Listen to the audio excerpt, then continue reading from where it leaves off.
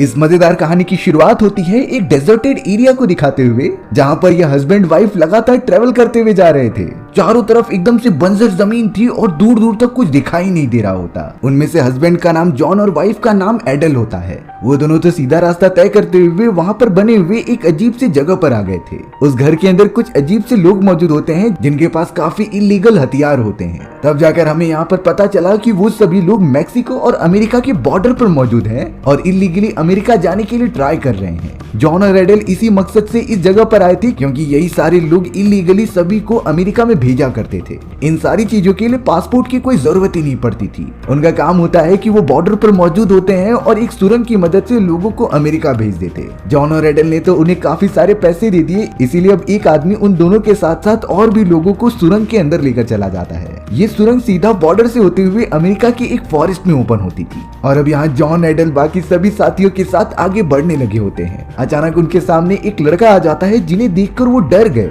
लेकिन फिर बाद में पता चला कि ये लड़का भी उन्हीं लोगों के साथ है। वो तो अब लगातार ट्रेवल करते हुए सुरंग से बाहर भी निकल जाते हैं जो अमेरिका के पोर्शन में पहुंच चुके थे। लेकिन सबसे ज्यादा डरावनी बात ये होती है कि उन सभी की मुश्किलें तो अभी शुरू होने वाली होती हैं। वहाँ से निकलते समय उसी लड़की ने एडल को एक छोटा सा पेपर दे दिया था। उस पेपर के ऊपर एक छोटा सा मार्क लगा होता है जहाँ पर उन दोनों को जाना है, जिसके बाद वो दोनों साथ में आगे बढ़ने लगते हैं। अब हमें यहाँ पर कुछ घोड़े दिखाए जाते हैं जिससे कि डेलन नाम का एक आदमी कंट्रोल करने की बहुत कोशिश कर रहा था, पर वो बार बार इसमें नाकामयाब हो जाता है क्योंकि उसी का घोड़ा उसके कंट्रोल में नहीं आ रहा होता। डेलन के फादर भी वहाँ मौजूद थे जो ये सारी चीजें देख रहे होते हैं और अब वो सोचने लगी कि हमें अपने घोड़ों को कंट्रोल करने के लिए किसी आदमी की जरूरत होगी जो इन घोड़ों को अच्छी तरीके से समझता होगा। तभी वहाँ एंट्री होती है जॉन की, जो उस बेकाबू हुए घोड़े को कंट्रोल करने लग जाता है। थोड़ी देर के अंदर ही वो गुस्सैल घोड़ा एकदम शांत हो गया था, यानी कि जॉन के पास वो सारे स्किल सेट मौजूद हैं जिससे कि घोड़ों को अच्छी तरीके से पेश किया जा सकता है। अब जॉन के इस स्किल्स को देखकर डेलन काफी ज्यादा जलने लगा था, इसीलिए वो गुस्से में होकर वहां से चला जाता है। डेलन के फादर जॉन से काफी इंप्रेस हो चुके थे, इसीलिए उन्होंने अपने घोड़ों को संभालने की जॉब उसे दे दी होती है।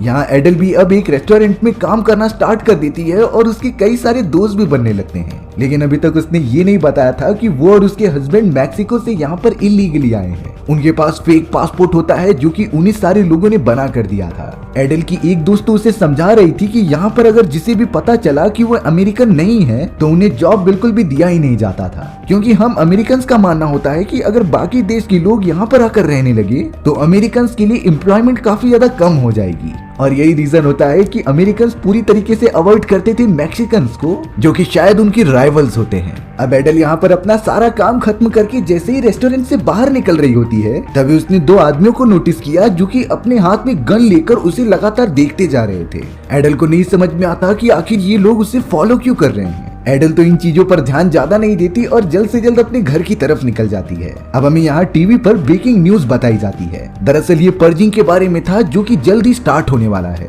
दरअसल पर्जिंग अमेरिका के अंदर एक कॉन्सेप्ट होता है जिसके अंदर अमेरिका के कुछ ऐसे ग्रुप्स मौजूद होते थे जो कि बाहर की कंट्री से अमेरिका में आए हुए लोगों को ढूंढ ढूंढ कर जान से मार देते, क्योंकि उस ग्रुप का मानना होता है कि अमेरिका के अंदर सिर्फ अमेरिकन ही रह सकते हैं, जिससे कि सारी सुविधाएं सिर्फ वही डिजर्व करें। सरकार भी एक तरीके से इन ग्रुप्स को परमिशन देती थी एक दिन, जिसमें कि 12 घंटे इन सभी लोगों को पूरी छूट होती थी उन सभी लोगों को मारने के लिए जो कि इलीगली अमेरिका में आकर रह रहे हैं। पर्जिंग के वो सारे ग्रुप वाले अनाउंस भी कर देते हैं कि अगर कोई इलीगली अमेरिका में रह रहा है तो जल्द से जल्द चले जाए, नहीं तो अगर पर्जिंग का दिन आ गया तो वो उन्हें जान से मार देंगे और उनके खिलाफ कोई कंप्लेन भी नहीं कर सकता।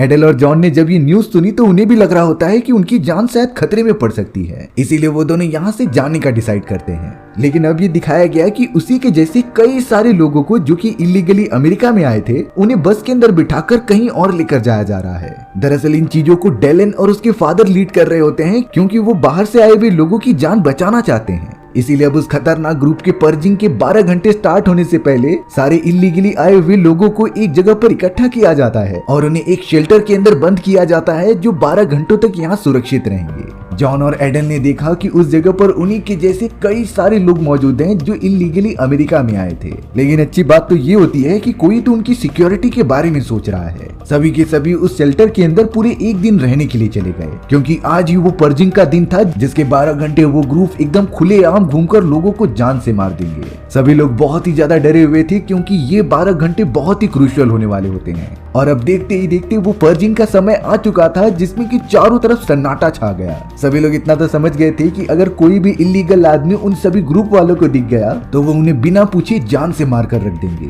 वो सभी तो अपने साथियों के लिए प्रे करने लग जाते हैं। अब हमें यहाँ उसी चैम्बर के अंदर डेलन दिखाया जाता है, जो कि एक सेक्शन के अंदर अकेले मौजूद था। लेकिन अब डेलन को कुछ अजीब सा लग रहा होता है, जैसे कि उसके आसपास कोई नजर रख रहा था। अब वो अलमारी ओपन करके देखने लगा, जिसके अंदर कई सारे वेपन्स रखे हुए थे। वेपन्स के साथ साथ वहाँ कई सारे गोला बारूद भी होते हैं, जो कि प्रोटेक्शन के लिए यूज किए जा सकते थे। डेलन ने उनमें से एक गन अपने हाथ में ले ली होती है, तभी अचानक उसके सामने एक लेडी आ गई थी। डेलन बहुत ज्यादा डर गया था, लेकिन ये उसकी वाइफ होती है। डेलन की वाइफ उससे कह रही थी कि हमें पर्जिंग ग्रुप का साथ बिल्कुल नहीं देना चाहिए, क्योंकि वो लोगों को बेरहमी तरीके से मारते थे, और साथ ही साथ डेलन की वाइफ प्रेग्नेंट होती है, इसीलिए उन्हें कोई जोखिम नहीं उठाना चाहिए। डेलन इन सारी चीजों को मानते हुए अपनी वाइफ को गले लगा लेता है। वहीं अब हमें शहर के अंदर दिखाया गया, जहाँ पर ग्रुप के सभी लोग इनोसेंट लोगों को मार रहे होते हैं। चारों तरफ लोगों की चिल्लाने की आवाज आ रही होती है और लोग मरते जा रहे थे। एक तरीके से गवर्नमेंट का पूरा काम यही सारे रेबल वाले ग्रुप कर रहे होते हैं, क्योंकि इलीगली अमेरिका में घुसना वैसे ही एक क्राइम माना जाता था। अब यहाँ 12 घंटे पूरी तरीके से खत्म हो जाते हैं, जिससे कि चैम्बर में मौजूद जॉन, एडल और सभी लोग तालियां बजाने लगे थे, क्योंकि उन्होंने पर्जिंग की इस मुश्किल फेज को अच्छे से पार कर लिया है। सबसे अच्छी बात यह होती है कि उनमें से किसी की भी जान नहीं गई। अब यहाँ थोड़ी देर के अंदर वो सभी लोग चैम्बर में से बाहर निकलने लगते हैं और अपने घर की तरफ बढ़ते हैं। जॉन डेलन के साथ अपने फार्म पर जा रहा था, जहाँ पर वो घोड़ों को संभालने का काम करेगा। वहीं एडल भी अपने रेस्टोरेंट जा रही होती है जॉब के लिए। पूरे रास्ते में लोगों की डेड बॉडीज पड़ी हुई थी, चारों तरफ खून फैला हुआ था, जिससे अंदाजा लगाया जा सकता है कि उन लोगों ने घुसपैठियों को किस तरीके से मारा है। थोड़ी देर के अंदर वहाँ पर गवर्नमेंट ऑफिशियल्स आते हैं, जो कि सारी जगहों के खून के धब्बे को साफ कर रहे थे। यानी कि इतने बड़े क्राइम होने के बाद सरकार उन्हें मिटाना चाहती है, क्योंकि इसका मेन रीजन होता है कि सारी चीजें गवर्नमेंट के प्लान के हिसाब से ही चल रही थी। अब हमें यहाँ पर डेलन को दिखाया जाता है, जो अपने फार्म में आ गया था। डेलन ने जैसे ही अपने फार्म के दरवाजे को ओपन किया, तभी वहाँ एक अजीब तरीके का आदमी आ जाता है। उस आदमी ने तो अजीब तरीके का मास्क पहना हुआ था। देखते ही देखते डेलन को चारों तरफ से उसी के जैसे आदमी घेर लेते हैं। उनके हाथ में वेपन्स भी मौजूद होते हैं, जिसे देखकर लग रहा था कि वो डेलन की जान लेने आए हैं। डेलन काफी ज्यादा घबरा गया और उसने अपनी जेब में रखी हुई गन निकाल ली होती है, क्योंकि वो उसे अपने प्रोटेक्शन के लिए यूज करना चाहता था। चौंकाने वाली बात यह होती है कि उन सभी लोगों की बॉडी पर खून के धब्बे लगे होते हैं, यानी कि ये सभी बहुत ही खतरनाक हैं। वहीं अब हमें एडल को दिखाया जाता है, जो बाहर आकर थोड़ा टाइम पास कर रही थी।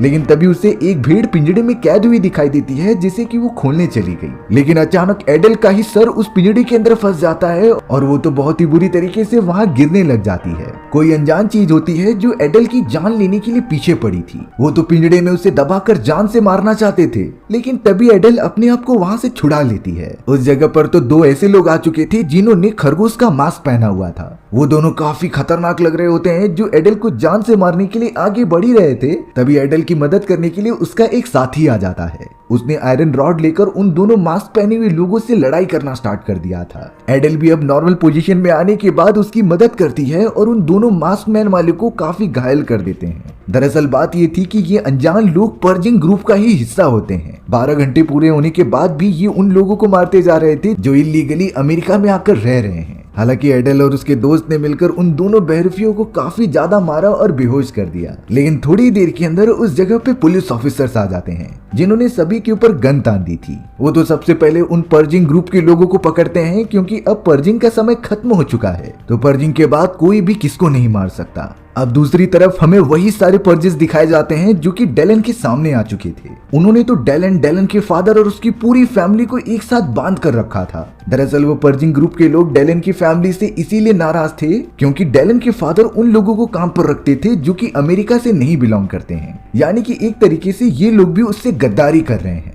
पर्जिंग ग्रुप के उन सारे मेंबर्स ने गन निकाल ली होती है उन्हें मारने के लिए, लेकिन उस जगह पर अब जॉन अपने एक साथी के साथ पहुंच चुका था। वो जैसे ही गार्डन में ये सारी चीजें देखता है तो उसने एक गन उठाई और उनके ऊपर फायर करने लगा।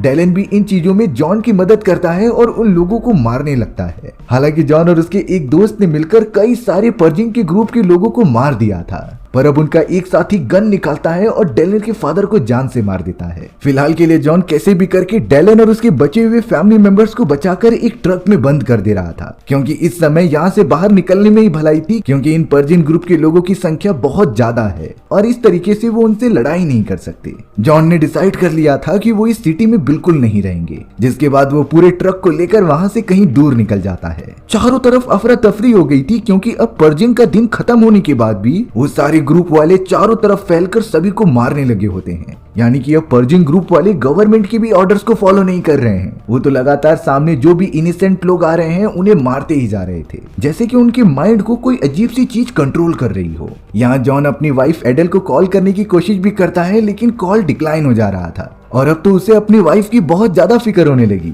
लेकिन एडल को तो पुलिस ऑफिसर्स ने पकड़ लिया था जो उसे पुलिस स्टेशन लेकर जा रहे होते हैं। उनके उस जीप के अंदर तो एडल और उसका एक साथी मौजूद होता है, और तो और उस जगह पर वो दोनों पर्जिंग ग्रुप के मेंबर्स भी थे जो उन्हें मारने आए थे। वो लगातार आगे जा ही रहे होते हैं, लेकिन शहर में होने वाली इस तरीके के दंगे फसाद के कारण उनकी कार पलट जाती है, जिससे कि कई सारे मेंबर्स को बहुत ज्यादा चोट लगी थी। लेकिन यहाँ अच्छी बात तो ये हुई कि एडल जब अपनी कार से बाहर निकलती है तो उसे वो ट्रक दिख गई जैसे कि जॉन अपने बाकी लोगों को लेकर आगे बढ़ रहा था। जॉन अपनी वाइफ को सही सलामत देखकर बहुत ज्यादा खुश होता है और अब उसने तुरंत ही एडल को ट्रक के अंदर जाने के लिए कहा, क्योंकि जिस तरीके से शहर के हालात लग रहे होते हैं यहाँ पर वो सुरक्षित नहीं रह पाएंगे। इसलिए जॉन चाहता था कि वो सारे लोगों को लेकर मैक्सिको वापस लौट जाए। वो तुरंत ही एडल और उसके दोस्त को ट्रक में बिठाता है, जिसके अंदर डेलन की फैमिली पहले से ही मौजूद थी, और अब वो लगातार ट्रक को लेकर आगे बढ़ने लगा। अब जॉन अपनी ट्रक लगातार ट्रेवल कराते हुए एक पेट्रोल स्टेशन पर रुक जाता है थोड़ी से सामान इकट्ठा करने के लिए। वहाँ पर तो कुछ खाने के भी आइटम्स मौजूद होते हैं जो वो अपने साथ सफर के लिए रख ले रहे थे। लेकिन जॉन सभी को देखते हुए कह रहा था कि ये जगह हमारे लिए सुरक्षित नहीं है, क्योंकि ये शहर के काफी पास थी और कई सारे लोग यहाँ पर आ भी सकते हैं। इसीलिए उन्हें जल्द से जल्द सारे सामान इकट्ठा करके यहाँ से निकलना ही होगा। जॉन, एडल, डेलन और सारे लोग ट्रक के अंदर मौजूद होते हैं जो लगातार मैक्सिको की बॉर्डर की तरफ बढ़ रहे थे। वो सब तो अब बड़े ध्यान से रेडियो के ऊपर एक अनाउंसमेंट सुन रहे होते हैं, जिसमें कि बताया जा रहा था कि चारों तरफ पर्जेस फैल चुके हैं। ये ग्रुप जो कि पहले सरकार के अंडर हुआ करता था, अब उनकी भी बात न मानते हुए चारों तरफ सबको मारते जा रहे हैं। इसीलिए अब हर देश की गवर्नमेंट ने डिसाइड किया है कि वो अपने बॉर्डर कुछ समय के लिए खोल देंगे, जिससे कि मासूम लोग अपनी जान बचाकर दूसरी टेरिटरी में घुस सकें।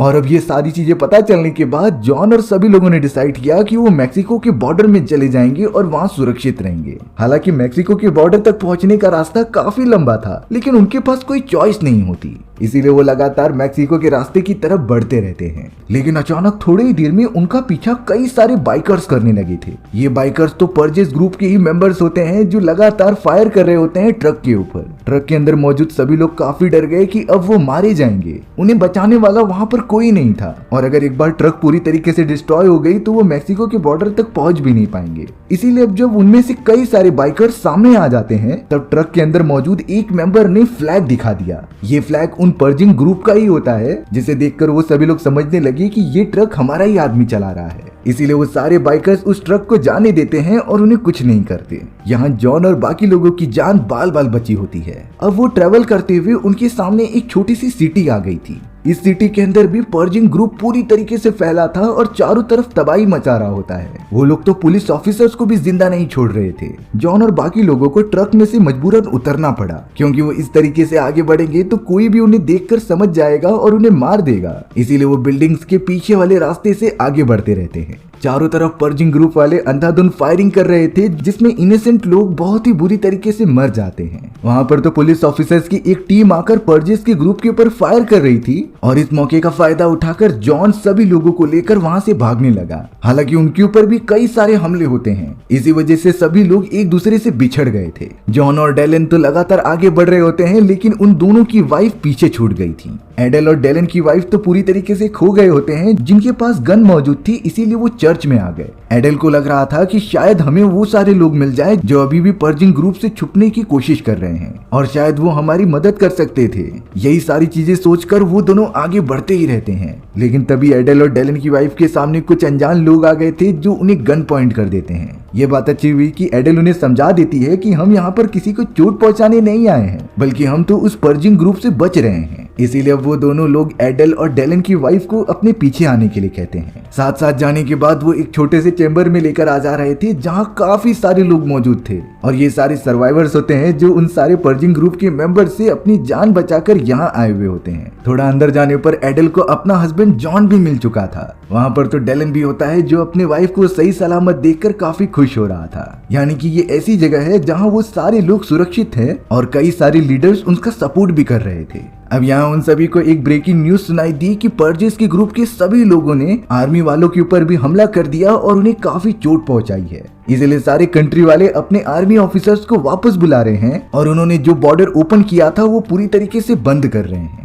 इस बात से जॉन, एडेल और वहां मौजूद सभी लोग काफी निराश हो गए क्योंकि यही उनके पास आखिरी चांस था। वो सभी लोग इस बात से काफी मायूस हो जाते हैं, लेकिन एक लेडी कह रही थी कि मेरा दोस्त भी मेक्सिको में रहता है और वो एक पॉलिटिशियन था जिसके कहने पर बॉर्डर ओपन हो सकते हैं। वो लेडी तुरंत ही अपने फ्रेंड को कॉल कर देती है और उसे मदद के लिए यहाँ पर बुलाती है। कुछ ही देर के अंदर जब रात हो चुकी थी तो एक बूढ़ा आदमी ट्रक लेकर आ जाता है। ये उसी औरत का दोस्त था जो कि पॉलिटिशियन होता है। उसने देखते ही देखते चैम्बर में मौजूद सभी लोगों को ट्रक के अंदर बिठा दिया और लगातार आगे बढ़ने लगा मेक्सिको के बॉर्डर की तरफ। उन सभी को लग रहा था कि अब वो सब बच जाएंगे। हालांकि उनकी ट्रक अब कई ज्यादा आगे पहुंच चुकी है जो मेक्सिको के बॉर्डर तक कुछ समय में रीच कर जाएगी। लेकिन तभी जॉन को कुछ आवाजें आने लगती हैं और जब उन्होंने पीछे की तरफ देखा तब कई सारी पर्जिस की कार्स उनके लगातार पीछा करते हुए आ रही थी। यानी कि उन्हें पता चल चुका था कि ये सभी लोग इलीगल तरीके से अमेरिका में आए थे और अब वापस मेक्सिको में बचने के लिए जा रहे हैं। उस पॉलिटिशियन ने तो ट्रक काफी तेजी से भगाया और अब वो मेक्सिको के बॉर्डर तक पहुंच भी गए थे।